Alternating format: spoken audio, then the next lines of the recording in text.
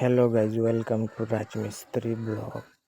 ইগরের খামটা কতখান করলাম না করলাম দেখাই আপনারা। এই ভিডিওটা সম্পূর্ণ দেখিয়ে যাইবা। দুই সাইড গার্ডওয়ালর সাজার শাটারিং করিয়া রড বান্ধিয়া কমপ্লিট করে লিছি। আজ ডালাই দিম ইনশাল্লাহ।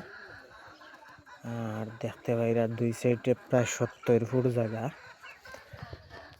ও যে দেখতে পাইরা আপনারা লিন্টারের তলে দি রড বান্ধিয়া কাম করি। আর কিছু মিস্ত্রি হল আছেন উপরে দিলেন সাজা দিয়া বাদে ইট গাঁথনি দিয়া ড্রেন বানান, কিন্তু ইট গাঁথনি দিয়া ড্রেন বানান এটা ঠিক নাই, পানি লিক করে পরবর্তী মজবুতও কম হয়।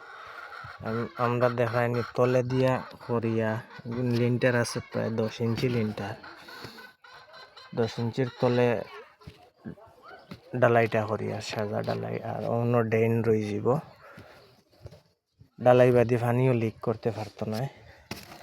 খাম মজবুত হইব ইনশাল্লাহ। ক্যান্ডিলিভার দেখতে পাইরা ক্যান্ডিলিভার একলগে সব করিয়া ডালাই দিয়ার খামটা গেলে হইল না হইলে দেখবো, আপনারা কমেন্টও জানাইবা।